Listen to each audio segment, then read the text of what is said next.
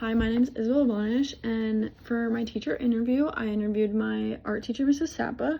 She's been my art teacher my whole high school career until this last semester, and I wanted to interview her because she's one of my favorite teachers, and although I'm not in her class anymore, she still checks up on me, which I really like, and is really nice of her. And so, what were things most important that I like? What are most important things that I learned from the interview? First is that it's really important to make sure you have a safe environment and to make sure that your students feel safe. And she's really good by showing this by like checking up on our students and like making sure her classroom feels safe for everyone to like come into. And I think that's really important, to make sure that your students do feel safe coming into your classroom.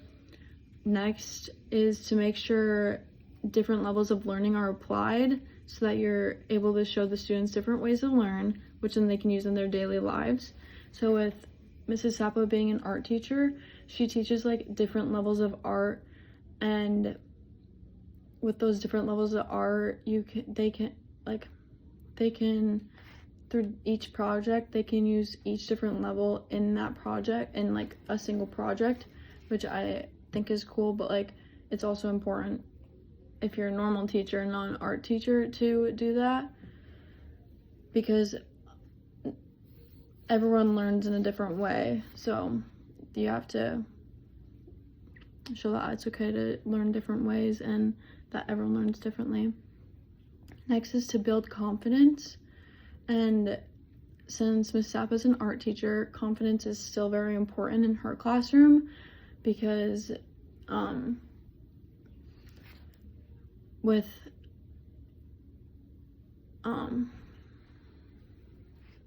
building confidence with her art, like their artwork, and some people might not think they're good at art, but you have to build confidence, and with that confidence you like start to like your artwork better, or like know you're doing good, like that. And it's still important in any classroom because of like public speaking or just like speaking with other classmates and making friends. It's really important. So you have to like build confidence to like talk to others.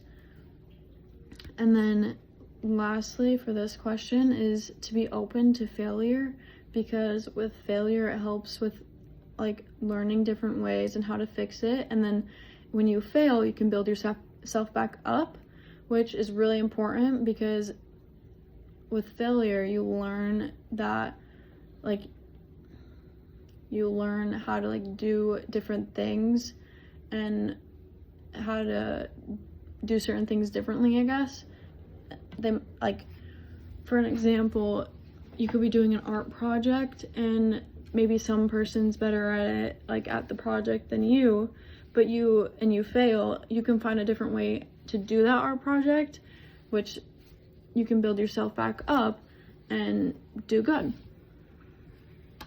So next question is, what surprised you about the interview or the responses that I collected?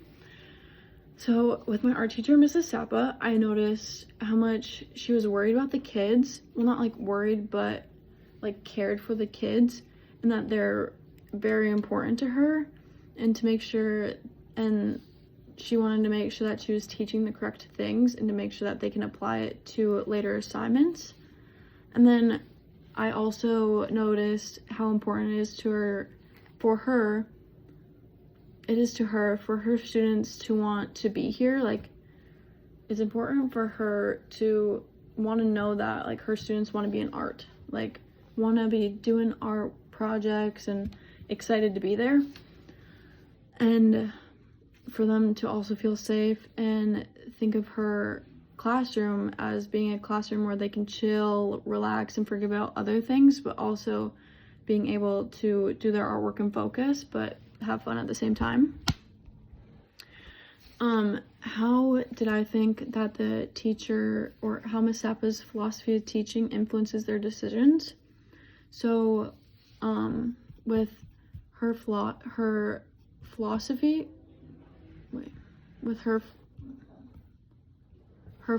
of teaching, hers was like developing skills in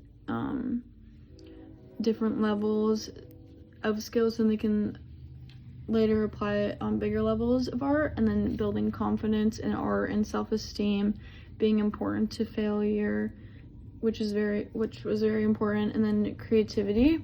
So what do I think? How do you think the teacher's philosophy of teaching? So how do I think that influences their decisions is I believe that it shows the true reason why she became an art teacher, which is that she loves kids and that she also wants to share that with others and show the special things that art can do to people, because it can show like expressions about like how they're feeling and like other things too. So I think that's what influenced her decisions. And then what are questions that I still have about teaching? So my question,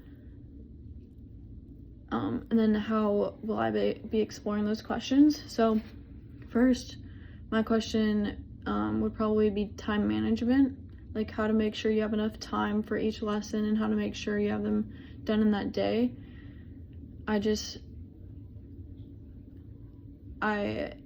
Sometimes I'm hard with time management, but like I think I can talk to more teachers to figure out how they do it, and not necessarily like art teachers, but like also like elementary teachers, to see like if they have a schedule, what their schedule looks like, and then how to motivate students. Because personally, while I was in her art class, sometimes I didn't have the motivation to do certain artworks, like clay. I really didn't like clay, so it's hard for me. But so I'll explore this by, if students aren't feeling motivated and not wanting to do anything, or just not cooperating in general, like how to like act on that. I will like talk to other teachers or like experience it, like be in a classroom, and hopefully maybe something will happen, and to see how to like motivate the students to want to do, like to learn and like do the assignment if they're not wanting to. So that was my interview and those were my answers for my interview.